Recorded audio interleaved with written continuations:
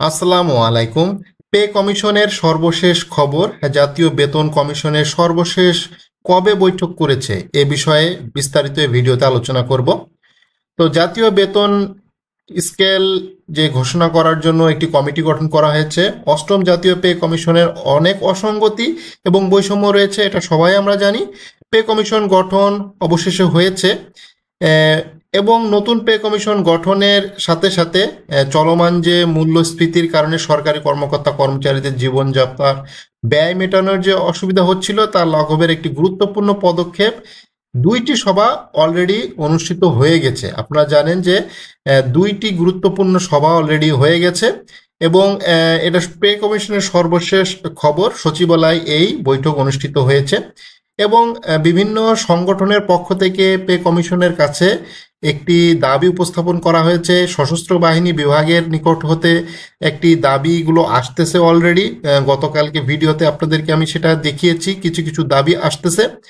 তো নতুন পে কমিশনের কয়টি বৈঠক হয়েছে এখানে বোঝা যাচ্ছে। গত 25শে আগস্ট 2025 তারিখে একটা বৈঠক অনুষ্ঠিত হয়।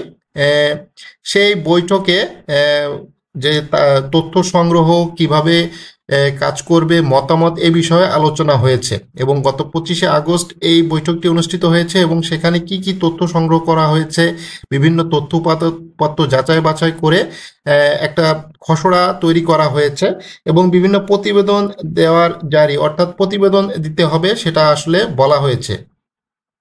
তো নিয়মিত এই বৈঠক চলমান থাকবে।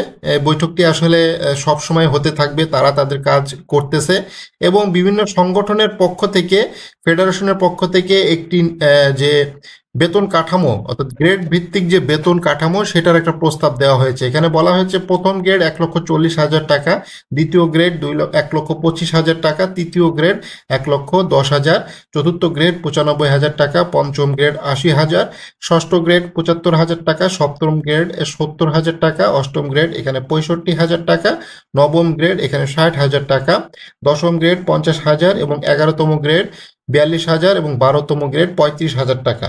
20টা গ্রেড ছিল 2015 সালের পে স্কেলে, সেইটাকে ভেঙে 12টি গ্রেডের প্রস্তাব আসতেছে।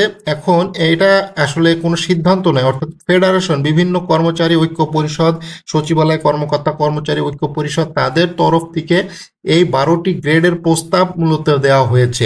এটা কিন্তু চূড়ান্ত কোনো কিছু না যে 12টি গ্রেডই আসলে হতে যাচ্ছে, বিষয়টা এমন না। এটা জাস্ট এখন আপনাদের মতামত, ফেসবুক ইউটিউব থেকে বিভিন্ন মতামত আসতেছে, এবং বিভিন্ন সংগঠনের পক্ষ থেকে এই মতামতগুলো আসতেছে। অলরেডি সশস্ত্র বাহিনী সদস্যদের নিকট হতেও এই ধরনের মতামত চাওয়া হচ্ছে। বিভিন্ন ইউনিট এবং অফিসে এই ধরনের মতামত চাওয়ার জন্য চিঠি দেওয়া হয়েছে যে আপনারা আপনাদের কষ্টের কথা, কিভাবে বেতনটা বাড়ানো যেতে পারে, আপনাদের মতামতটা দেন। এখন যেটা হচ্ছে শুধুমাত্র মতামতটা নেওয়া হচ্ছে, যে মতামতটা নিয়ে, সবগুলো মতামত নিয়ে আগামী 6 মাসের মধ্যে একটা রিপোর্ট পে কমিশন সরকারের কাছে জমা দিবে।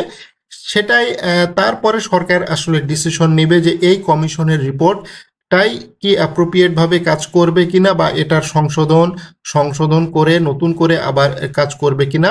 তবে সবাই মোটামুটি আশা করতেছে, একটা দাবি সব সময় উঠতেছে, যেহেতু সামনে নির্বাচন আছে, এই নির্বাচনের আগেই এই কমিটি যাতে তাদের কাজটা শেষ করতে পারে।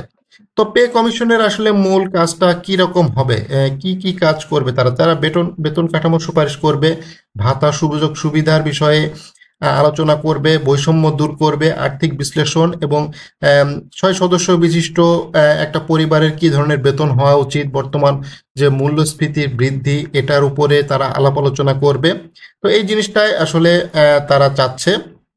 এবং ফেডারেশনের পক্ষ থেকে বলা হয়েছে 20টি গ্রেডকে কমিয়ে 12টি গ্রেড করার দাবি, এবং তাদের 1:4 অনুপাতে বেতন নির্ধারণ করার প্রস্তাব এসেছে। এবং ঢাকা শহরে বাসা ভাড়ার ক্ষেত্রে 80%, বিভাগীয় শহরে 70%, জেলা শহরে 65%, থানা ও শহর অঞ্চলে 60% বাসা ভাড়া দাবি করা হয়েছে। এখন এই যে 12টি গ্রেডের কথা বলা হচ্ছে, আসলে কি 12টি গ্রেড তারা মেনে নিবে কিনা, এটাও একটা কথা। 12টি গ্রেডই থাকবে নাকি 20টি গ্রেডই থাকবে? সেক্ষেত্রে ভাতা এবং বেসিক এইটা ওঠানামা করবে, সবকিছু চেঞ্জ হবে, সেটার দিকেও মনে হচ্ছে সরকার কোন দিকে যাবে সেটাও একটা ব্যাপার। আপনারা জানেন যে গত বছর একটা দাবি উঠেছিল যে 50% মহার্ঘ ভাতা, সেই মহার্ঘ ভাতা একটা কমিটিও করে দিয়েছিল, কমিটি সুপারিশও করেছিল, শেষ পর্যন্ত কোনো সুপারিশ আসলে কাজে নেয়নি। সরকার সরাসরি সেটা বাতিল করে বিশেষ সুবিধা যেটা 5% ছিল গত সরকারের সময় সেইটাকে বাড়িয়ে 15% এবং 10%, 10 থেকে 15% বিশেষ সুবিধা করে দিয়েছে, সেটাই এখন বর্তমানে চলতেছে। তো যাই হোক, দাবি আসবে, এই ধরনের দাবি আসবে, সশস্ত্র বাহিনী থেকে বিভিন্ন দাবি দাবা আসতেছে, আরও আসবে, বিভিন্ন সংগঠনের পক্ষ থেকে আরও দাবি দাবা আসতেছে। সেই দাবি দাবিগুলো তারা আলাপ আলোচনা করবে এবং গত 25 আগস্ট যেহেতু একটি বৈঠক অনুষ্ঠিত হয়ে গেছে, এই ধরনের বৈঠক প্রত্যেক দিনই অনুষ্ঠিত হবে। কিছু কিছু খবর মিডিয়াতে আসবে, কিছু কিছু খবর মিডিয়াতে হয়তো আসবে না।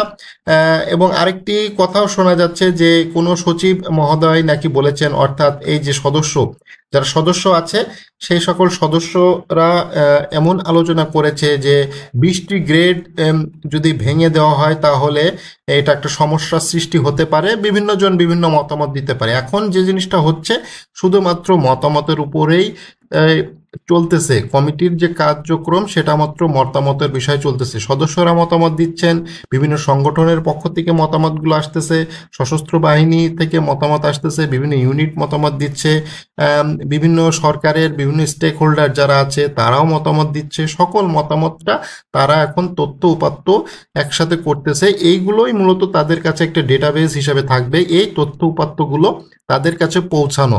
অর্থাৎ আপনি আপনার দাবিটা পৌঁছায় দেন, ফেসবুক ইউটিউবের মাধ্যমে পৌঁছায় দেন আপনার আসলে কত আপনার চাহিদা, বা এই বিভিন্ন সংগঠনের পক্ষ থেকে তো অলরেডি দাবি দাওয়া পেশ করা হয়েছে। তো আপনি সরকারি চাকরিজীবী হয়ে থাকলে আপনি আপনার দাবিগুলো অবশ্যই কমেন্টে লিখতে পারেন। ধন্যবাদ।